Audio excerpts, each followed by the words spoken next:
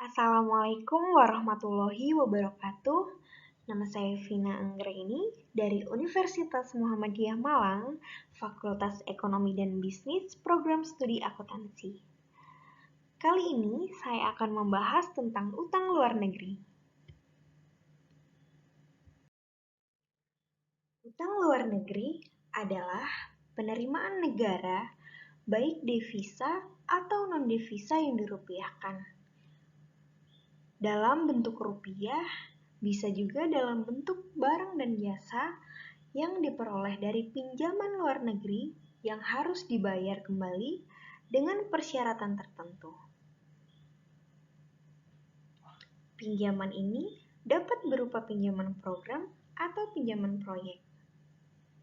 Sedangkan pinjaman program atau proyek terdiri dari yang pertama pinjaman lunak, yaitu berasal dari negara atau lembaga multilateral, ditujukan untuk pembangunan ekonomi dan kesejahteraan sosial untuk negara penerima dan memiliki komponen hibah. Yang kedua adalah fasilitas kredit ekspor, yaitu pinjaman yang diberikan oleh lembaga keuangan atau non-keuangan di negara pengekspor yang dijamin oleh lembaga penjamin kredit ekspor. Yang ketiga adalah pinjaman komersial, yaitu pinjaman luar negeri pemerintah yang diperoleh dengan persyaratan yang berlaku di pasar dan tanpa adanya penjaminan dari lembaga penjaminan kredit ekspor. Yang terakhir adalah pinjaman campuran, yaitu terdiri dari pinjaman lunak, pinjaman fasilitas kredit ekspor, dan pinjaman komersial. Utang luar negeri dibutuhkan untuk menutupi 3 defisit. Defisit yang pertama adalah defisit anggaran, yang kedua adalah defisit investasi, dan yang ketiga adalah defisit transaksi berjalan. Untuk yang pertama adalah defisit anggaran, yaitu kebijakan pemerintah untuk membuat pengeluaran lebih besar daripada pemasukan negara. Salah satu pendapatan yang ditransfer ke luar negeri adalah bunga pinjaman luar negeri pemerintah. Besaran bunga pinjaman ini juga dicatat di dalam anggaran pendapatan dan belanja negara, atau yang biasa disebut APBN, dan termasuk salah satu penyumbang yang cukup besar bagi defisit anggaran. Yang kedua adalah defisit investasi, yaitu dana yang dibutuhkan untuk membiayai investasi di dalam negeri lebih besar daripada tabungan nasional domestik. Yang ketiga adalah defisit transaksi berjalan, yaitu terjadi ketika ekspor lebih sedikit daripada impor. Langkah konkret yang perlu dilakukan adalah dengan menekan impor minyak atau BBM. Karena impor minyak ini selain berpotensi menambah defisit neraca perdagangan barang dan transaksi berjalan juga berimplikasi pada besaran subsidi bahan bakar minyak di dalam APBN.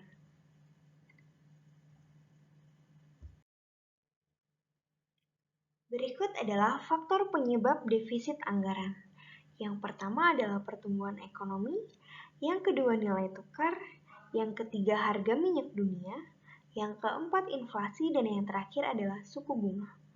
Untuk pertumbuhan ekonomi, jika ekonomi tumbuh, maka penghasilan perusahaan naik. Dan apabila penghasilan perusahaan naik, maka pembayaran pajak perusahaan kepada negara juga akan naik. Yang kedua adalah nilai tukar. Nilai pinjaman dihitung dengan valuta asing, sedangkan pembayaran cicilan pokok dan bunga pinjaman menggunakan rupiah. Yang ketiga adalah harga minyak dunia. Pengimpor neto minyak biasanya mengalami memburuknya neraca pembayaran, serta menekan nilai tukar ke bawah. Akibatnya, impor menjadi lebih mahal dan ekspor berkurang nilainya, mengakibatkan menurunnya pendapatan nasional real. Yang keempat adalah inflasi, yaitu kecenderungan harga-harga naik secara umum dan terus-menerus. Yang kelima adalah suku bunga. Apabila suku bunga naik, maka beban pembayaran bunga dan pokok terhadap surat berharga negara yang diterbitkan akan meningkat dan akan menambah beban anggaran. Berikut adalah yang berpengaruh signifikan terhadap defisit anggaran di Indonesia. Yang pertama adalah net ekspor, cadangan, FDI, serta suku bunga luar negeri berpengaruh signifikan terhadap utang luar negeri di Indonesia. Dengan kata lain, apabila defisit anggaran naik, net ekspor menurun, cadangan devisa meningkat, FDI turun, serta suku bunga luar negeri juga ikut mengalami penurunan, maka utang luar negeri juga akan mengalami peningkatan, dan begitu sebaliknya. Yang kedua adalah apabila terjadi penurunan terhadap utang luar negeri, penurunan pada pertumbuhan ekonomi, apresiasi kurs, peningkatan harga minyak dunia, penurunan inflasi, dan peningkatan suku bunga maka akan berdampak terhadap peningkatan defisit anggaran, dan begitu sebaliknya.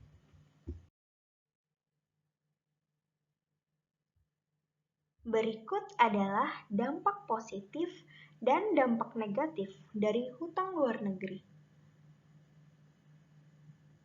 Dampak positif dari hutang luar negeri adalah yang pertama peningkatan tabungan domestik, yang kedua adalah menutup defisit anggaran dan pendapatan belanja negara yang disebabkan oleh pembiayaan pengeluaran rutin dan pengeluaran pembangunan yang cukup besar.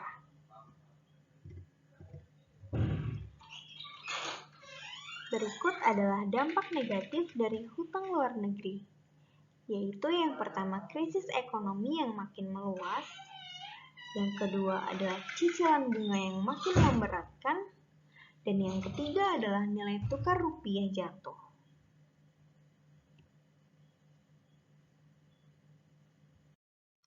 Bagaimana cara mengurangi ketergantungan hutang kepada luar negeri? Cara mengurangi ketergantungan hutang luar negeri bisa dilakukan dengan upaya sebagai berikut.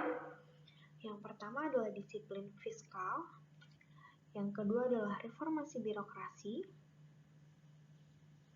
yang ketiga adalah dorong swasta bangun negeri, yang keempat adalah dorong masyarakat untuk menabung di bank, yang kelima adalah upaya pengurangan hutang ke luar negeri, yang keenam tidak boros belanja, yang ketujuh adalah menjaga defisit neraca pembayaran, yang kedelapan adalah reformasi perpajakan.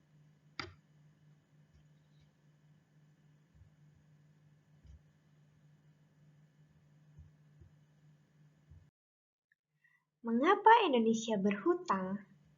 Indonesia berhutang disebabkan oleh ketertinggalan infrastruktur dan masalah konektivitas menimbulkan tingginya biaya ekonomi yang harus ditanggung oleh masyarakat hingga rendahnya daya saing nasional. Inilah yang menjadi dasar pemerintah mengakselerasi pembangunan infrastruktur demi mengejar ketertinggalan dan meningkatkan pertumbuhan ekonomi. Saat ini, pemerintah mengambil kebijakan fiskal ekspansif, di mana belanja negara lebih besar daripada pendapatan negara untuk mendorong perekonomian tetap tumbuh. Utang negara saat ini, menurut data Bank Indonesia atau Bank BI, utang luar negeri Indonesia pada akhir Oktober tahun 2020 tercatat sebesar 413,4 miliar US dollar atau setara dengan 5.877 triliun rupiah. Indonesia dengan defisit yang rendah menjadi salah satu negara dengan pertumbuhan ekonomi yang paling tinggi. Bisa dilihat bahwa defisit Indonesia sebesar negatif 1,6% per PDB dengan pertumbuhan ekonomi sebesar 5,6% dibandingkan dengan Meksiko, Brazil, dan Turki yang hanya memiliki rata-rata defisit sebesar negatif 2,1%, 3,3%, negatif 4,3% dengan pertumbuhan ekonomi sebesar 4,8%, 2,2%, dan 2,1%.